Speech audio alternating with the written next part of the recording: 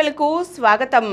ఈనాటి ముఖ్యాంశాలు: సూపర్ 6 జయభేరి, కొత్త దళపతి తిరుపతి, నోయిడా బిట్స్ లో ఏపీ విద్యార్థి కాల్చివేత, నేపాల్ అగ్నిగుండం, 3 రోజులు భారీ వర్షాలు, ఉపరాష్ట్రపతి సిపి రాధాకృష్ణన్, పరగడుపునే ప్రతిరోజు ఉదయం వీటిని తీసుకుంటే.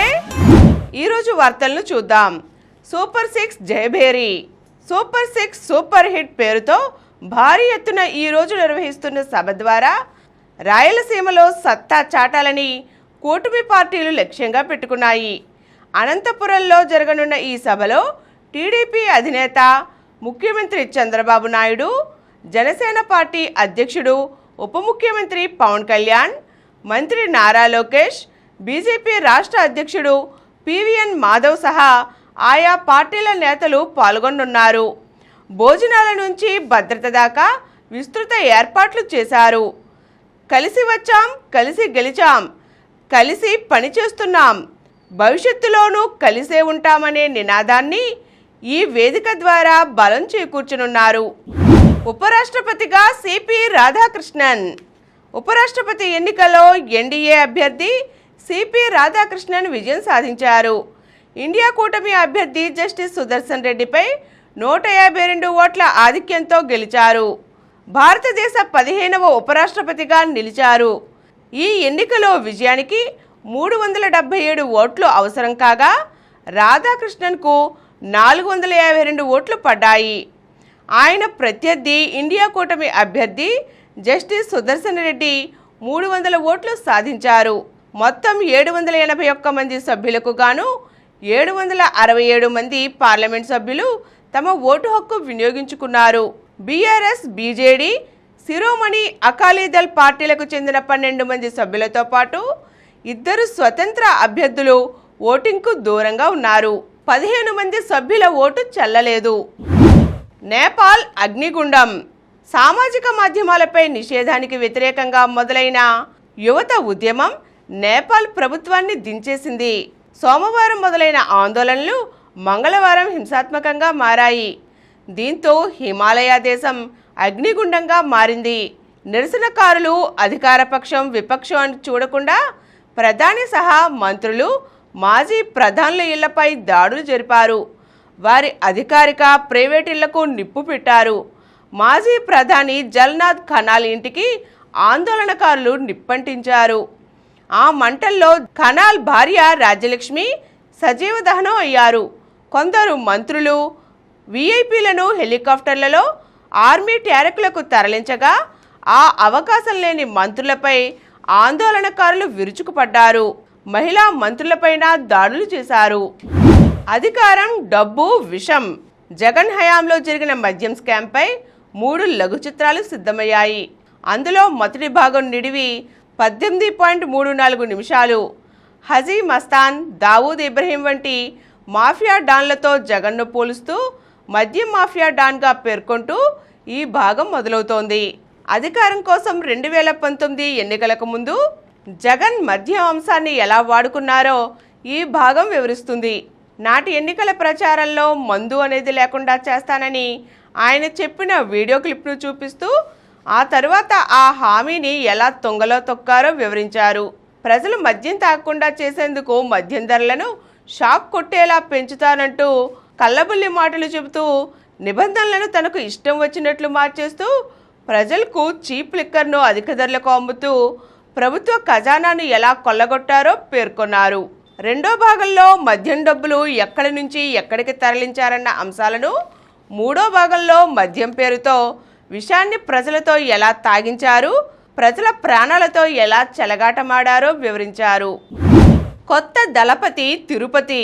భారత కమ్యూనిస్టు పార్టీ ప్రధాన కార్యదర్శిగా తిప్పిరి తిరుపతి అలియాస్ దేవ్జీ నియమితులయ్యారు. ఈ విషయాన్ని మావోయిస్టు పార్టీ అధికారికంగా ప్రకటించినప్పటికీ పోలీసు నిఘా వర్గాలు అవుననే అంటున్నాయి. సిపిఐ మావోయిస్టు పార్టీ ప్రధాన కార్యదర్శిగా పనిచేసిన నంబాల కేశవరావు అలియాస్ బసవరాజు ఈ ఏడాది మే 21న ఛత్తీస్గఢ్లోని నారాయణపూర్ అడవుల్లో జరిగిన ఎన్కౌంటర్లో మృతి చెందారు. నక్సలైట్ ఉద్యమం చరిత్రలో పార్టీ ప్రధాన కార్యదర్శి ఎన్కౌంటర్లో ప్రాణాలు కోల్పోవటం ఇదే ప్రథమం.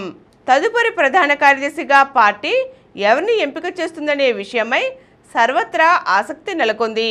ఈ క్రమంలో మావోయిస్టు పార్టీలో నెంబర్ 2 స్థానంలో ఉన్న తిరుపతి పేరు బలంగా వినిపించింది.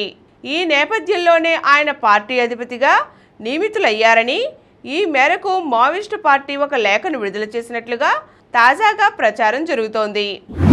నోయిడా బిట్స్లో ఏపీ విద్యార్థి కాల్చివేత. ఉత్తరప్రదేశ్లోని నోయిడా బిట్ క్యాంపస్లో MBA చదువుకుంటున్న తెలుగు విద్యార్థి దారుణ హత్యకు గురయ్యాడు. పల్నాడు జిల్లా చిలకలూరిపేటకు చెందిన దివ్యల దీపక్ నోయిడాలోని బిర్లా ఇన్స్టిట్యూట్ ఆఫ్ టెక్నాలజీలో MBA మొదటి సంవత్సరం చదువుతున్నాడు. హాస్టల్లో ఆగ్రాకు చెందిన దేవాంశ్ చౌహాన్ అతనికి రూమ్మేట్. వీరిద్దరూ మంచి స్నేహితులు. ఏమైందో ఏమో కానీ బుధవారం మధ్యాహ్నం వీరి మధ్య గొడవ మొదలైంది. రూమ్లో నుంచి కాల్పుల శబ్దం వినిపించడంతో సెక్యూరిటీ గార్డ్ హాస్టల్ వార్డెన్కు తెలియచేశారు. దీంతో సిబ్బంది బాల్కనీ గుండా పైకి ఎక్కి కిటికీ అద్దాలు పగలగొట్టి లోపలికి ప్రవేశించి తలుపులు తీశారు. అప్పటికే దీపక్, దేవాంశ్ రక్తపు మడుగులో పడి ఉన్నారు. తలలోకి బుల్లెట్ దిగడంతో దీపక్ అక్కడికక్కడే మరణించాడు. దీపక్ను కాల్చిన అనంతరం దేవాంశ్ తనను తాను కాల్చుకుని ఉండవచ్చునని పోలీసు అధికారులు అనుమానిస్తున్నారు. 3 రోజులు భారీ వర్షాలు. దక్షిణ ఒడిశా, ఉత్తర కోస్తాపై ఉపరితల ఆవర్తనం కొనసాగుతోంది. దీని ప్రభావంతో మంగళవారం కోస్తాలో పలు చోట్ల తేలికపాటి నుంచి ఒక మోస్తరు వర్షాలు, 1-2 చోట్ల భారీ వర్షాలు పడ్డాయి.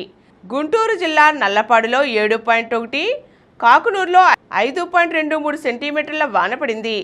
దక్షిణ కోస్తాలో ఎండ తీవ్రంగా ఉంది. ఇక బుధవారం నుంచి 2-3 రోజుల పాటు కోస్తాలో ఎక్కువ చోట్ల, రాయలసీమలో పలు చోట్ల వర్షాలు కురుస్తాయని వాతావరణ శాఖ తెలిపింది. రానున్న 3 రోజులు అక్కడక్కడ పిడుగులతో మోస్తరు నుంచి భారీ వర్షాలు కురిసే అవకాశం ఉందని విపత్తుల నిర్వహణ సంస్థ వెల్లడించింది. పరగడుపునే వీటిని తింటే చాలామందికి ఉదయాన్నే టీ లేదా కాఫీ తాగడం అలవాటు. కానీ వాటికి బదులుగా ఉసిరి, తేనె వంటివి తీసుకుంటే ఆరోగ్యానికి చాలా మంచిది. ఉసిరిలో యాంటీ ఆక్సిడెంట్లు పుష్కలంగా ఉంటాయి. విటమిన్ C కూడా ఎక్కువ.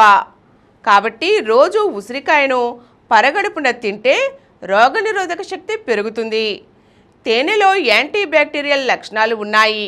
అవి శరీరంలోని హానికర బ్యాక్టీరియాతో పోరాడతాయి. కాబట్టి ఉదయాన్నే గోరువెచ్చని నీటిలో తేనె, నిమ్మరసం కలుపుకొని తాగితే రోగనిరోధక శక్తి పెరుగుతుంది. బరువు కూడా తగ్గుతారు. తులసి ఆకుల వల్ల ఎన్నో ప్రయోజనాలు ఉన్నాయి. తులసి ఆకులను రాత్రంతా నీటిలో నానబెట్టి ఉదయాన్నే ఆ ఆకులను తిని ఆ రసాన్ని తాగితే దగ్గు, జలుబు వంటి ఇన్ఫెక్షన్లు దరిచేరవు.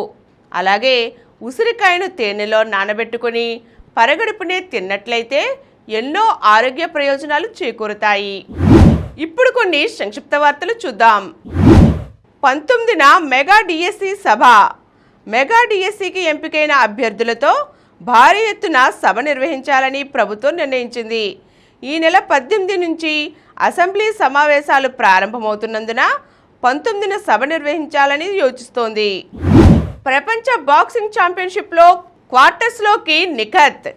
2 సార్లు ఛాంపియన్షిప్ నిఖత్ జరీన్ ప్రపంచ బాక్సింగ్ ఛాంపియన్షిప్ క్వార్టర్ ఫైనల్లో ప్రవేశించింది. అటల్ అజ్మతుల్లా మెరుపులు. ఆసియా కప్ T20 టోర్నీని ఆఫ్ఘనిస్తాన్ ఘన విజయంతో మొదలుపెట్టింది. టోర్నీ తొలి మ్యాచ్లో ఆ జట్టు 94 పరుగుల తేడాతో హాంకాంగ్ను చిత్తు చేసింది.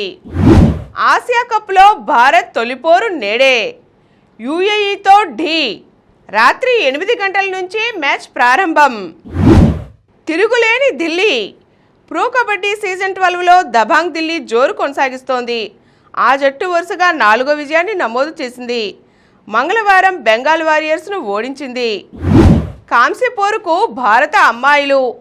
ప్రపంచ ఆర్చరీ ఛాంపియన్షిప్లో భారత రికర్వ్ మహిళల జట్టు కాంస్య పతక రేసులో నిలిచింది. దీపికా కుమారి, అంకితా బకత్, గాతా కట్కేలతో కూడిన బృందం క్వాలిఫికేషన్లో సత్తా చాటింది. 1999 పాయింట్లతో 3వ స్థానంలో నిలిచి నేరుగా 2వ రౌండ్కు అర్హత సాధించింది. మరిన్ని వార్తా విశేషాలతో రేపటి సమరం న్యూస్లో తిరిగి కలుద్దాం. Thank you. ప్రతిరోజు వార్తా విశేషాల కోసం అనతి కాలంలోనే 20 కోట్లకు పైగా వ్యూస్ సాధించిన సమరం ఛానల్ సమర్పించు సమరం న్యూస్ ఛానల్కు సబ్స్క్రైబ్ చేయండి, లైక్ చేయండి, మీ ఫ్రెండ్స్కి షేర్ చేయండి. అలాగే ప్రక్కనున్న గంట సింబల్ని ప్రెస్ చేయడం మర్చిపోకండి.